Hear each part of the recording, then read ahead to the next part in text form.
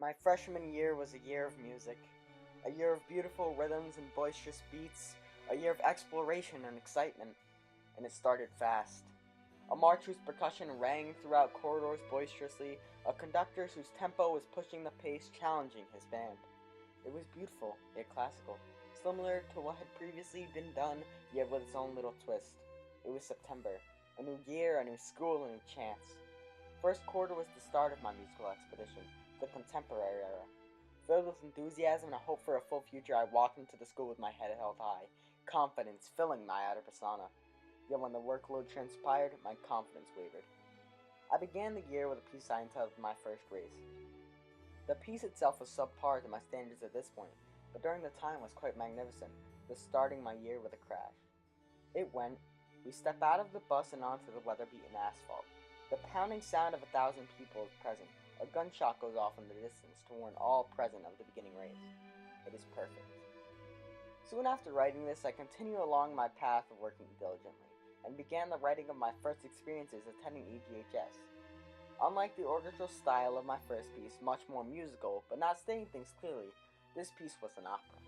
Shouting my fears and opinions, yet less detailed in the process, and slightly harder to follow. It began, we arrive at the high school in a matter of 15 minutes, which is about half the time it took my last bus to get to school. I hop off the bus and run into the school, seeking out close friends. As I search the crowd of dazed and confused freshmen, I see some of my close friends and quickly join them. We talk about our first class and the rumors of the guilt-free seniors willing to do anything to get a laugh. My year continued smoothly both socially, academically, and even athletically. In fact, after months of working along with the rest of my team, we ended up claiming freshman states. Soon after I wrote this, causing the turning point in my writing from an orchestra-based medley to the now percussion-dominated fanfare.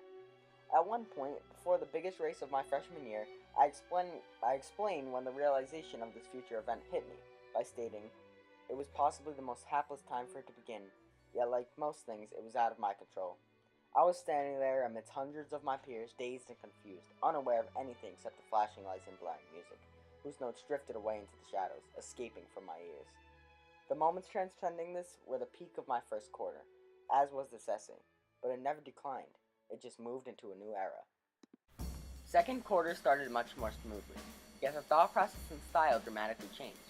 It was the era of jazz, an era of jubilance and fun, dance and brass. It was an era of emotion.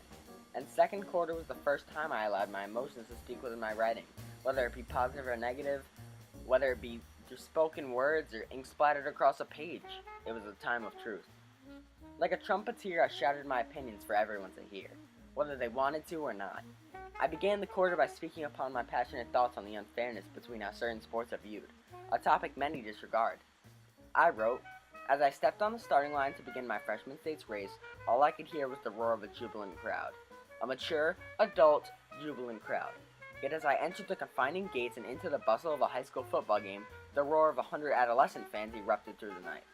Yet as we came out state champions, they ended the game just a game above or below on their record. Soon after this emotional beginning to a second quarter, I spent no delay in writing more essays, hoping to avoid the procrastination I had previously faced.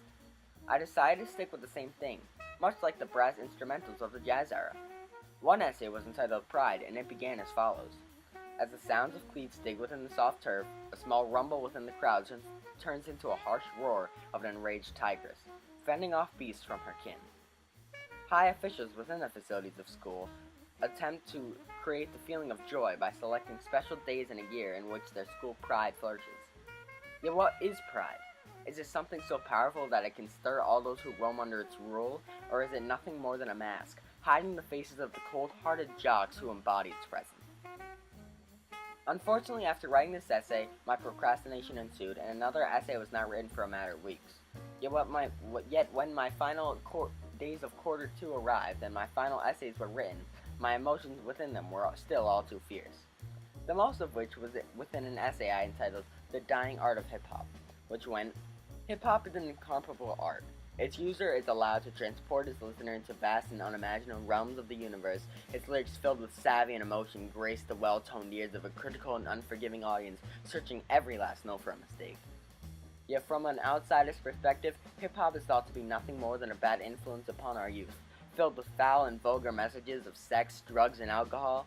The difficulty, from a listener's point of view, is believing that those opinions are often supported, when in reality they should be quickly disregarded as an insane trace of thought from an uneducated human.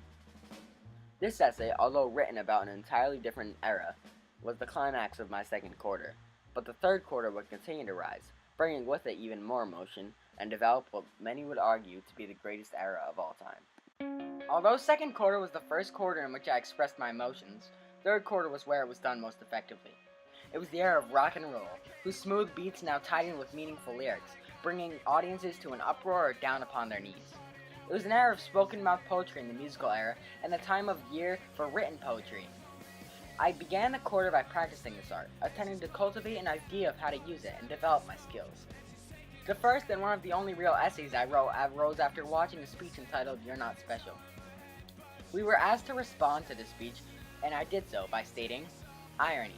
Besides the word 'you're wrong,' that is the first word that comes to mind when thinking about the 'You're Not Special' speech." I believe it is ironic because while our generation is trying to make significant change in the world and training to be better humans than that of the past, the writer of this speech is mostly enclosed within a 5x5 cubicle, 8 hours a day, writing papers for a boss whose only vision is to get another paycheck. Then, after writing this essay, I continued obtaining an early lead on my writing requirements, yet decided to switch from rock to roll by writing a poem I entitled "Buried." My first attempt at poetry, it allowed me a good idea of how to write it and how much I enjoyed writing it. It went, dark as an abyss, haunting all who walk within it. The night is disturbingly silent. A chill erupts, the snow continues to fall, silently approaching its target effortlessly, performing its task. Burying cars, burying houses, burying cities. Then, after running a couple more essays, it was time for me to fight the double-headed dragon of the infamous poetry slam and research essay. I started by writing my poetry slam on a topic I felt very passionate about: graves. It was over the course of a couple days, but the work was well worth it. And when my chance arrived to step in front of the maple podium, I was ready. It was a large success and happened to be written about in a blog by Mr. Chase, and by the end had somehow gained some school-wide attention, which I was and still am very grateful for. Finally, with one head down, I slayed the second, the research essay, yet with a little less success. This year seemed as though it had hit its climax, but quarter 4 did not fail to impress. Quarter 4 is often misunderstood. Like the era of hip-hop, it is viewed very negatively as an influence of inappropriate actions. For example, people think fourth quarter is merely a good time to slack, yet like hip-hop, what is on the surface is not what lies beneath.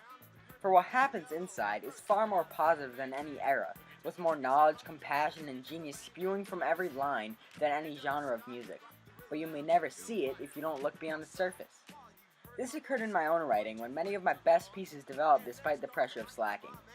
In my first essay, I was asked to create a mock college essay. Yet when approaching this task, I chose to take a different approach. I attempted to show my value through the lessons I've learned in my failure, rather than showing my success. My final lines being, "I have become my own person and will not allow the fake nature of a college essay to change me, success to overwhelm me, and I will not allow failures to defeat me. I am a truth teller, a truth seeker, and a failure. I am the truth in a poser's paradise." Then, soon after, I watched a movie by the title of Memento, and was so inspired by it, I decided to make it a topic for another essay. With the rhythmic flow of a hip-hop classic, it began, "Revenge is of the most powerful human emotions. It can tear people apart, forcing them to complete tasks they would have never conceived previously, yet can also bring people together, allowing them to cope with the misfortunes dealt upon them." In the 2000 blockbuster movie Memento, Leonard Shelby, a man who is haunted by the raping and death of his wife, is chasing after the man who attacked his wife.